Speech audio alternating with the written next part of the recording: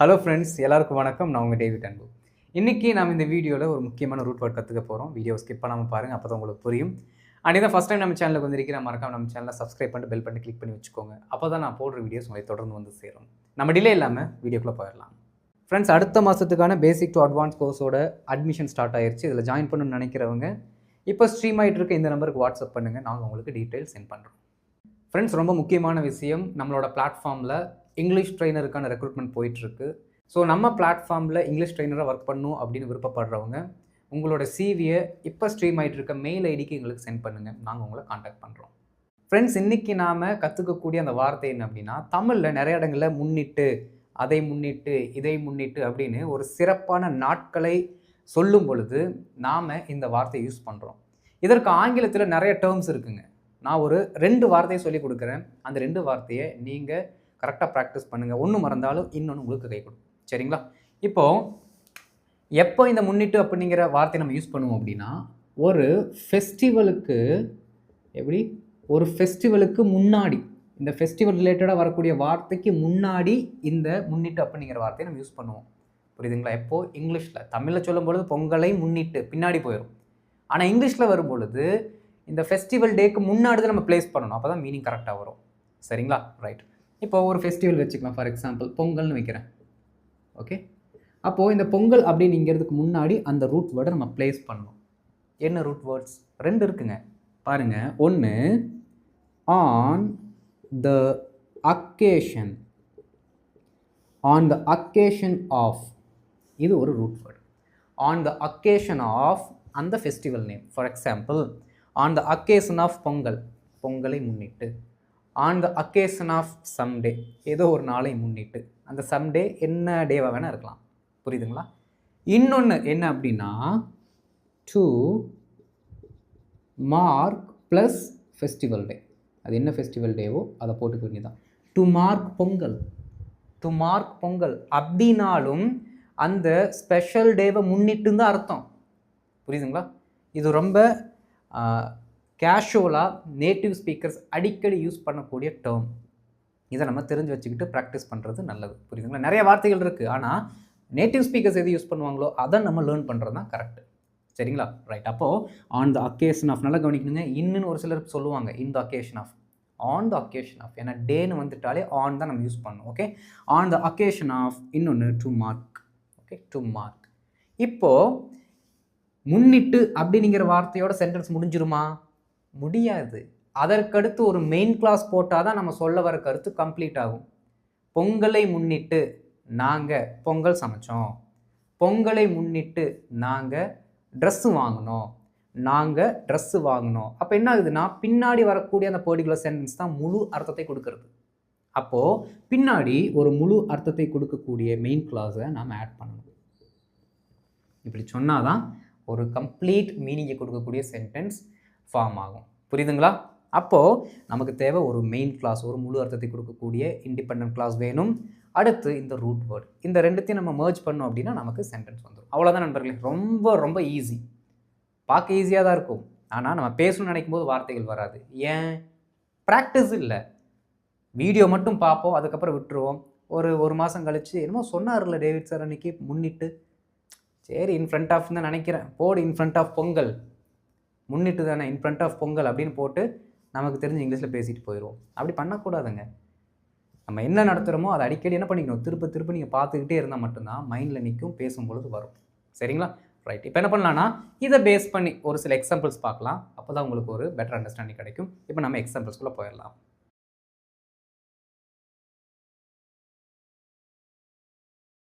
இப்போ first set of examples பாருங்கள். சுதந்திர தினத்தை முன்னிட்டு கொடியேற்ற விழா நடத்தப்பட்டது. இதில் நீங்கள் ஃபோக்கஸ் பண்ண வேண்டியது ஒன்று தான், கமாக்கு முன்னாடி இருக்கக்கூடியது. ஏன்னா அதுதான் ரூட் வேர்டு.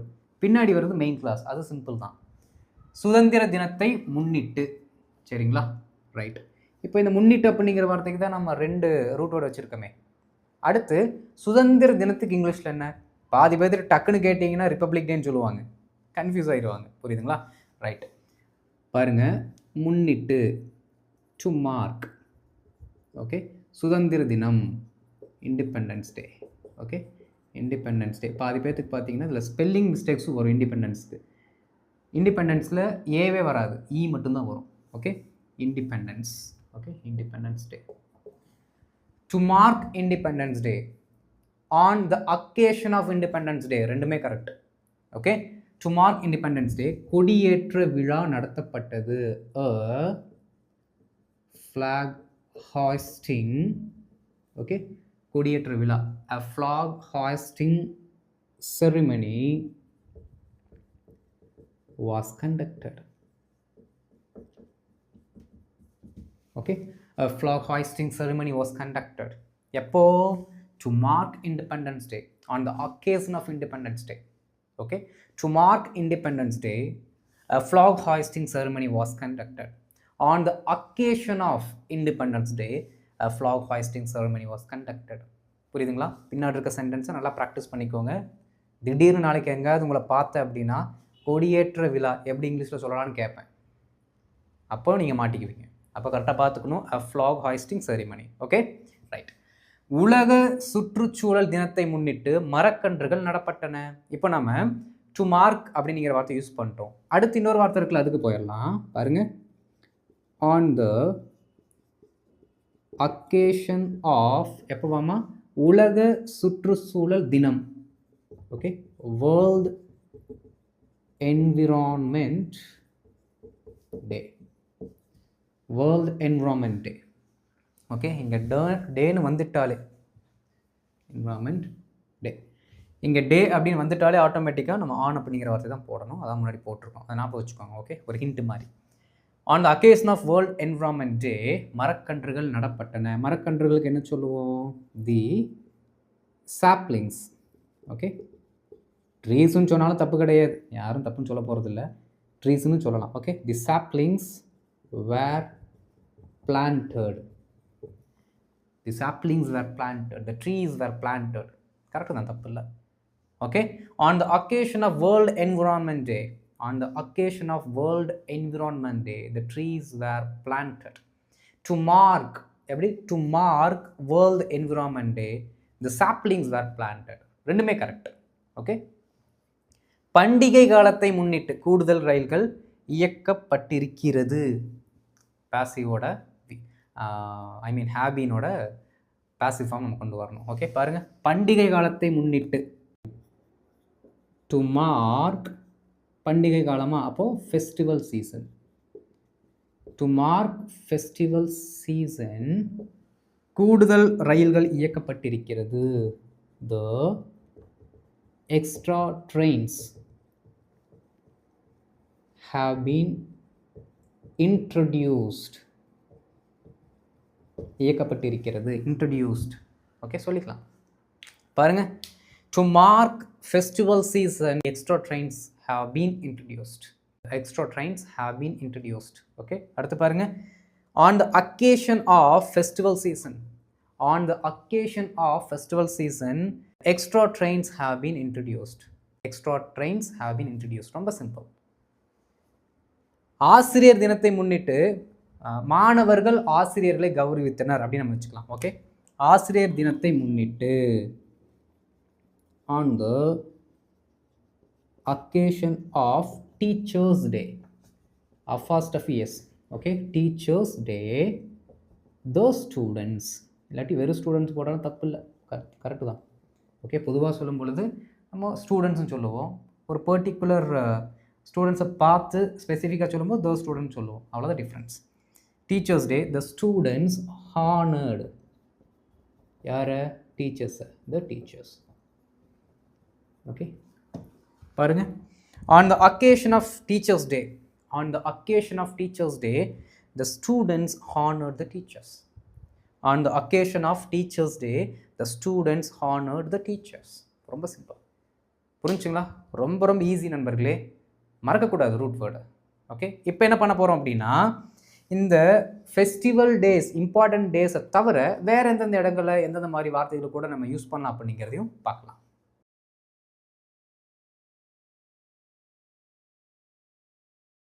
இப்போ அடுத்த செட் ஆஃப் எக்ஸாம்பிள்ஸ். இதில் பார்த்தீங்கன்னா ஒரு ஸ்பெஷல் டே எதுவுமே இருக்காதுங்க, ஆனால் ஸ்பெஷல் மூமெண்ட் இருக்கும். ஓகே, ஸ்பெஷல் மூமெண்ட் இருக்கும். பாருங்களேன், புதிய தயாரிப்பு அறிமுகத்தை முன்னிட்டு, ஏதோ ஒரு நியூ ப்ராடக்ட் லான்ச் பண்ணுறாங்க. அதை முன்னிட்டு பத்திரிகையாளர் சந்திப்பு ஏற்பாடு செய்யப்பட்டது. ஓகே, பேசிவில் இருக்குது. இது எல்லாமே பின்னாடி வரக்கூடிய சென்டென்சஸ் மேக்ஸிமம் பேசிவில் இருக்குது. பேசிவ் வந்தாலே be verb have been has பீனுக்கு அடுத்து V3 போடுவோம். புரியுதுங்களா? ரைட். புதிய தயாரிப்பு அறிமுகத்தை முன்னிட்டு என்ன பண்ணலாம்? 2 மார்க் போட்டுக்கலாமா? 2 மார்க் புதிய தயாரிப்பு அறிமுகம். ஓகே, லான்ச்னே போடலாம். சரிங்களா? To mark the launch of the new product. Sorry, to mark the launch of the new product on the occasion of the launch of the new product. எவ்வளோ த வருதுன்னு பாருங்க. on the occasion of the launch of the new product சொல்லிக்கலாம், தப்பு இல்லை. பத்திரிகையாளர் சந்திப்பு ஏற்பாடு செய்யப்பட்டது. பத்திரிகையாளர் சந்திப்புக்கு இங்கிலீஷ் என்ன சொல்லலாம்? Press meet. எல்லாத்துக்கும் தெரியும், இமீடியட்டாக கேட்டால் மட்டும் வராது. அதான் எனக்கு இருக்க பிரச்சனை. சரிங்களா? அதனால் உங்களுக்கு தான் அந்த பிரச்சனை இருக்குது அப்படின்னு சொல்லிட்டு உங்களை நீங்களே போட்டு என்ன பண்ணிக்கூடாது, டார்ச்சர் பண்ணக்கூடாது. எல்லாத்துக்கும் இருக்கக்கூடிய பிரச்சனை. டக்குன்னு கேட்டால் யாருக்குமே வராது. புரியுதுங்களா? அது அவங்களோட மெயின் ஸ்பெஷலைஸ்டு ஏரியா வந்து டக்கு டக்குன்னு சொல்லிடலாம். புது புது வார்த்தையில் கேட்கும்பொழுது, இல்லாட்டி நம்ம யூஸ் பண்ணாத வார்த்தையில் கேட்கும்பொழுது கொஞ்சம் கஷ்டமாக தான் இருக்கும். ஓகே, இதெல்லாமே நீங்கள் ஓவர் கம் பண்ணி வரணும். ரைட்? சரி, பாருங்கள். ப்ரெஸ் மீட் அரேஞ்ச் பண்ணப்பட்டது. அதுதான் ஏற்பாடுன்னு போட்டிருக்கோமா? Press meet was arranged. அவ்வளோதான். A press meet was arranged to mark of the launch. Arranged to mark the launch of the new product. A press meet was arranged. A press meet was arranged. Okay. திட்டம் நிறைவடைந்ததை முன்னிட்டு, project முடிஞ்சதை முன்னிட்டு குழுவினர் கொண்டாடினர். Okay, பாருங்க. on the occasion of the completion of the project. Okay, completion of the project. Okay, on the occasion of the completion of the project. எத்தனை த வருது, நமக்கே சிரிப்பு தான் வருது அத்தனை த போட்டு பேசும்பொழுது. பட் கரெக்டு தான், தப்பு இல்லை.